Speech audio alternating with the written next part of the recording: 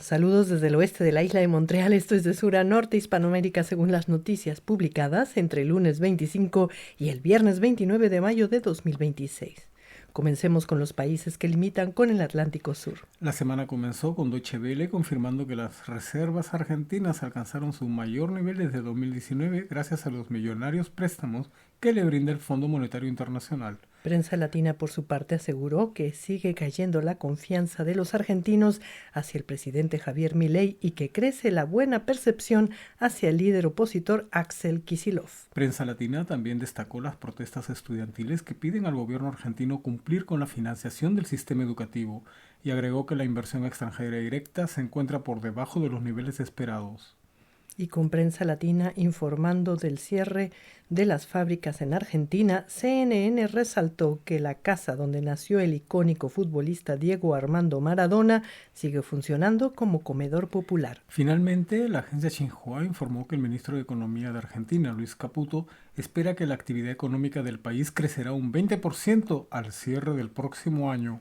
El gobierno de Uruguay avanza en su acercamiento con el Reino Unido y el ministro de Economía, Gabriel Odone, estuvo en Londres para profundizar la cooperación de ambos países en sectores como la industria aeroespacial, como explicó Mercopress. Prensa Latina comentó que en 1996 nacieron más de 58.000 uruguayos y en 2024 poco menos de 30.000.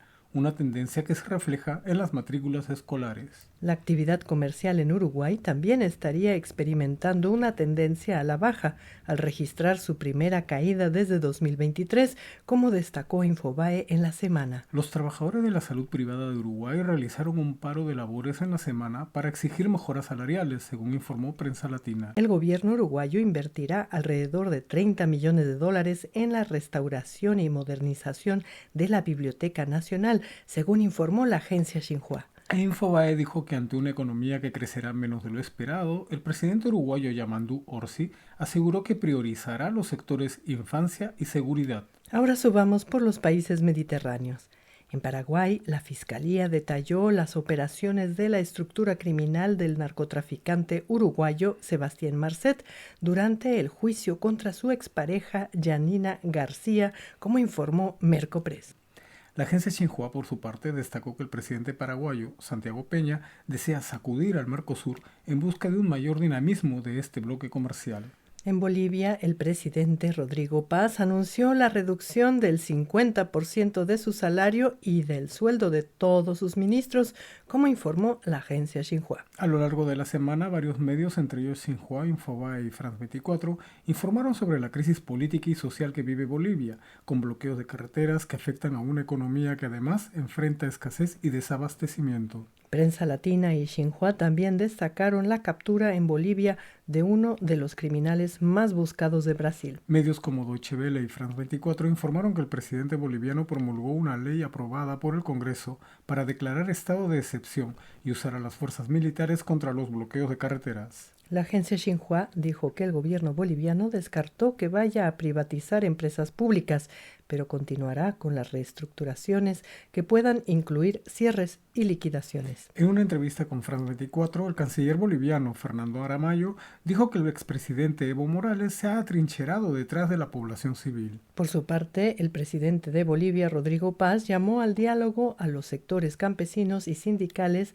que mantienen bloqueos y protestas en varias regiones del país. El mandatario boliviano también anunció que busca créditos por $5.000 millones con el Fondo Monetario Internacional para financiar organizaciones sociales, emprendedores, transportistas y agricultores, como difundió Infobae. Trabajadores de salud bolivianos pidieron una pausa humanitaria para reabastecer con medicinas y alimentos a los hospitales, como informó Deutsche Welle. Y al finalizar la semana, la agencia Xinhua concluyó que Bolivia enfrenta uno de los episodios de mayor desgaste económico y político de los últimos años. Ahora recorramos la costa del Pacífico.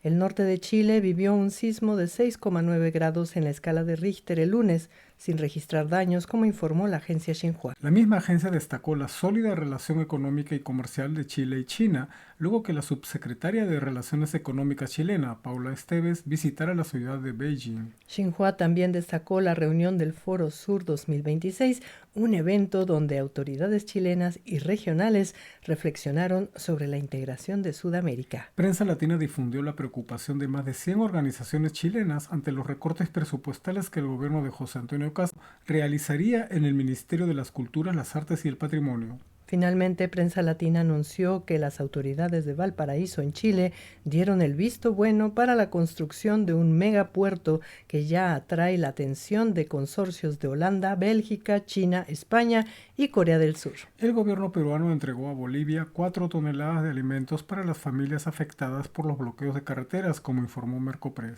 La agencia Xinhua destacó que Perú se incorporó a Global Ocean Accounts Partnership, una iniciativa para fortalecer sostenibilidad en el ámbito marítimo. Xinhua también brindó detalles de una experiencia interactiva que permite a los estudiantes viajar al pasado, hacia los orígenes de la milenaria ciudad de Caral.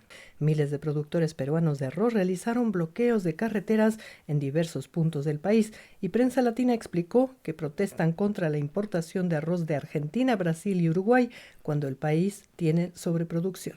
Y en la ruta hacia el balotaje del 7 de junio, Prensa Latina reportó que la candidata Keiko Fujimori se comprometió a reconocer el resultado y el candidato Roberto Sánchez está recibiendo el respaldo de otros candidatos que no pasaron de la primera vuelta. En Ecuador, el 24 de mayo, el presidente Daniel Noboa cumplió su primer año de gobierno y France 24 comentó que su discurso exhibió datos falsos sobre economía y seguridad. La agencia Xinhua informó que el gobierno ecuatoriano reforzó su vigilancia epidemiológica ante los casos de sarampión registrados en el Perú. En el tema ecológico, Xinhua reportó el descubrimiento de una nueva especie de un diminuto pulpo azul del tamaño de una pelota de golf y sobre la recuperación del pinzón de manglar, un ave endémica de las Islas Galápagos. En el tema de la seguridad, la Asamblea Nacional Ecuatoriana inició el debate de una ley que busca hasta 26 años de cárcel por captar menores para bandas criminales, como informó Infobae. Finalmente, la agencia Xinhua informó que durante 2 fines de semana consecutivos, varios municipios ecuatorianos vivirán apagones debido al mantenimiento del sistema eléctrico. Y llegamos al norte amazónico. En Venezuela, la presidenta encargada Delcy Rodríguez aseguró que los derechos humanos son la brújula que guía la acción del Estado venezolano, como destacó la agencia Xinhua al comenzar la semana. El Departamento de Justicia de Estados Unidos abrió una segunda investigación criminal contra el depuesto gobernante venezolano Nicolás Maduro, según reportó Deutsche Welle. Deutsche Welle e Infobae anunciaron que el gobierno venezolano liberó a 8 militares acusados y detenidos por conspiración hace 10 años. Infobae comentó que el gobierno venezolano felicitó a Guyana por el aniversario 60 de su independencia y le recordó la necesidad de dialogar para solucionar la disputa por el Esequibo. La aerolínea colombiana Avianca retomó operaciones entre Maracaibo y Bogotá, como anunció la agencia Xinhua. Xinhua agregó que la canciller colombiana Rosa Yolanda Villavicencio estuvo en Venezuela para avanzar en temas bilaterales. Deutsche Welle informó que la líder opositora María Corina Machado está dispuesta a negociar con el gobierno de Delcy Rodríguez para lograr la realización de una elección presidencial libre, transparente y soberana. Finalmente, CNN, con información de AP, informó que la administración de Donald Trump instruyó a los fiscales de Miami de no investigar criminalmente a la presidenta encargada de Venezuela, Delcy Rodríguez. En Colombia, la Agencia de Desarrollo Rural y la Universidad Agrícola del Sur de China fortalecerán su cooperación en innovación agropecuaria con transferencia tecnológica, inteligencia artificial aplicada al agro e investigación científica, según informó Prensa Latina. El domingo, los aspirantes a la presidencia colombiana cerraron sus campañas con actos públicos en distintas ciudades del país, como informó Mercopress. CNN recordó que este domingo 31 tendrán lugar las elecciones presidenciales en Colombia y explicó detalles del tarjetón electoral. CNN desplegó un reportaje sobre el legado de la presidencia de Gustavo Petro y sus promesas incumplidas, o como France 24 dijo, la paz total que no llegó. Las encuestas presidenciales siguen mostrando al candidato del gobierno, Iván Cepeda, como favorito, aunque CNN dice que no le alcanzaría para ganar en una primera vuelta. France 24, por su parte, comentó que más de 500 municipios colombianos viven situación de violencia. Esta semana Infobae informó sobre un ataque con explosivos que sufrió un batallón de infantería colombiano, y Xinhua y Deutsche Welle informaron sobre un enfrentamiento entre guerrilleros que dejó más de 48 muertos. CNN explicó que Iván Mordisco es el líder de uno de estos grupos. Finalmente, la agencia Xinhua informó que el presidente de Colombia, Gustavo Petro, dijo que su gobierno entregaría una nota de protesta al gobierno de Estados Unidos por la muerte de un colombiano en un centro de detención del Servicio de Inmigración y Control de Aduanas. Ahora pasemos por Centroamérica y el Caribe. En Panamá, la líder opositora venezolana y Premio Nobel de la Paz 2025, María Corina Machado, estuvo de visita y rindió homenaje a los más de 500.000 de migrantes venezolanos que en la última década atravesaron la selva del Darién hacia Norteamérica, como informó Merco Press. Prensa Latina dio cobertura a la ley de sustancia económica que se encuentra en pleno debate en la Asamblea Nacional Panameña y que realizaría ajustes para fortalecer el marco tributario en el país y evitar el lavado de dinero. Infobae dijo que los pasaportes panameños serán actualizados, pero sin cambiar su diseño. Prensa Latina también informó sobre las expectativas ante el informe final de la auditoría de la mina Cobre Panamá y que será el presidente José Raúl Mulino quien tomará las decisiones correspondientes una vez se analicen sus resultados. Y esta semana el canciller de Panamá, Javier Martínez Hacha, se reunió con sus pares de China y Costa Rica en Nueva York para fortalecer sus relaciones bilaterales, como informó Prensa Latina. En Costa Rica causa preocupación la dependencia de importaciones de frijol, que alcanza el 80%, como explicó Infobae. Infobae también dijo que avanza una iniciativa para ampliar la participación del sector privado en la generación y comercialización de energía en Costa Rica.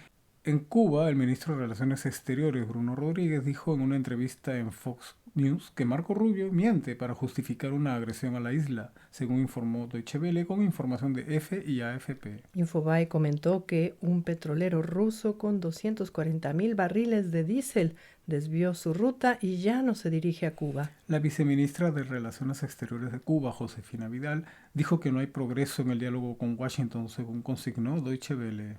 La agencia Xinhua informó que el canciller de Cuba, Bruno Rodríguez, dijo en una entrevista en MS Now que un ataque estadounidense provocaría una masacre. Y CNN informó que los cancilleres de Cuba y de China acordaron seguir consolidando la relación entre ambos países. En Puerto Rico, dimitió el secretario de Desarrollo Económico y Comercio, Sebastián Negrón, y según Prensa Latina, el funcionario dijo que ya no sentía confianza con la gestión de la gobernadora Jennifer González. En República Dominicana, el periodista Héctor Olivo comparó la gestión del presidente Donald Trump en Estados Unidos con la del dictador dominicano Rafael Leónidas Trujillo, como destacó Prensa Latina. República Dominicana recibirá más de 12.000 millones de dólares en ingresos del sector turismo, según datos del Banco Central difundidos por Infobae. En Nicaragua, más de 29 países se reunieron en un foro sobre descolonización promovido por las Naciones Unidas, como informó la agencia Xinhua. Y Merco Press agregó que las Islas Malvinas estuvieron presentes, representadas por un legislador que, bajo el lema "No tenemos nada que ocultar", defendió el derecho a la autodeterminación y acusó al gobierno argentino de no cumplir con un acuerdo firmado en 2024. Nicaragua también fue la sede de la 12ª Asamblea Ordinaria de la Red Interamericana de Laboratorios de Análisis de Alimentos, que busca fortalecer la competencia científico-técnica y garantizar la protección de la salud pública, como informó la agencia Xinhua. Prensa Latina informó que el co-canciller de Nicaragua, Valdrag Jenchke, exigió ante las Naciones Unidas la eliminación de las medidas coercitivas unilaterales. El mismo medio agregó que la economía nicaragüense muestra un comportamiento dinámico gracias a la minería, construcción y comercio. El gobierno de Nicaragua difundió imágenes del líder indígena Brooklyn Rivera en un hospital y sus familiares temen por su vida, como informó Deutsche Welle. En Honduras, las autoridades declararon emergencia hídrica en la capital debido a los niveles críticos de las represas y los pronósticos desfavorables de lluvias, como explicó Prensa Latina. Honduras confirmó que van 3 personas que fallecieron infectados por el gusano barrenador del ganado, como informó Prensa Latina. En el tema de la seguridad, Infobae comentó que las autoridades hondureñas van tras los pasos de una red dedicada a la trata de personas. Prensa Latina agregó que el Congreso Nacional de Honduras busca aplicar penas más severas para quienes atenten contra miembros miembros de las fuerzas de seguridad del Estado y operadores de justicia. Finalmente, Infobae reportó que el presidente de Honduras, Narja Fura, se reunió en Washington con Joseph Humar, secretario de Defensa de Estados Unidos, para consolidar un programa de cooperación militar para combatir al crimen organizado, y agregó que el Ministerio de Seguridad hondureño confirmó que su país no copiará la política de seguridad salvadoreña promovida por el presidente Nayib Bukele. En El Salvador contabilizaron casi 4.000 incendios en 2026, según reportó Prensa Latina. La Fiscalía salvadoreña confirmó las condenas de hasta 45 años de cárcel a 112 miembros de pandillas, como anunció Infobae. El turismo sigue creciendo en El Salvador, como informó la ministra de Economía, María Luisa Hayem, un alza del 92% desde 2019, como informó Prensa Latina. Prensa Latina también dijo que las exportaciones salvadoreñas crecieron un 5% de enero a abril, impulsadas por el azúcar y el café. Finalmente, Infobae anunció que la Asamblea Legislativa de El Salvador prorrogó por 51ª ocasión el régimen de excepción en el país, una medida que comenzó a aplicarse en 2022. En Guatemala, el presidente Bernardo Arévalo confirmó que un grupo criminal ingresó desde Honduras, como informó Prensa Latina, y CNN agregó que las fuerzas del orden guatemaltecas reforzaron la seguridad en la zona. Prensa Latina resaltó que un bloque legislativo guatemalteco entregó un reconocimiento a la Brigada Médica de Cuba por casi 28 años de colaboración en comunidades excluidas. El gobierno de Guatemala confirmó que pidió ayuda a Estados Unidos para combatir a grupos del crimen organizado, pero negó la presencia de tropas estadounidenses en su territorio, como informó CNN. Finalmente, Infobae explicó que una misión del Fondo Monetario Internacional evalúa el desempeño económico guatemalteco. Y llegamos al norte. En México, France 24 comentó que decenas de activistas exhiben las fotografías de miles de desaparecidos mientras el país se concentra en la Copa del Mundo 2026. La presidenta de México, Claudia Sheinbaum, destacó cifras históricas en inversión extranjera directa y en exportaciones de mercancías en 2026, como informó la agencia Xinhua. En el tema de la seguridad, las autoridades mexicanas resaltaron sus operativos de inteligencia y seguridad contra estructuras criminales en Sonora y Chiapas, y medios como CNN y Deutsche Welle resaltaron la captura de un sobrino de Joaquín El Chapo Guzmán. El representante mexicano ante las Naciones Unidas, Héctor Vasconcelos, pidió refundar a dicho organismo, como informó Prensa Latina. Deutsche Welle destacó que el ganador del Oscar, Alejandro González Iñárritu, es el primer cineasta en integrar el Colegio Nacional, una institución que agrupa a la élite intelectual de México. Xinhua y CNN informaron que el empresario mexicano Carlos Slim anunció inversiones por alrededor de $5,000 millones en México. Deutsche Welle y Prensa Latina anunciaron el inicio de las conversaciones entre México y Estados Unidos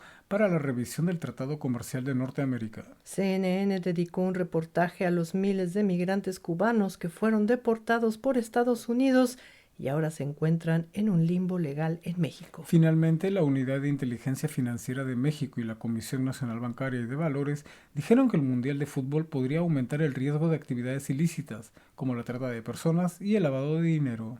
Y finalizamos con el dato de la semana. Los gobiernos de Chile, Argentina, Perú, Bolivia y Ecuador firmaron el Compromiso de Santiago, con el fin de aumentar la coordinación en la lucha contra el crimen organizado transnacional y el narcotráfico, como informaron Deutsche Welle y la agencia Xinhua. Bueno, amigas y amigos, esto fue de sur a norte.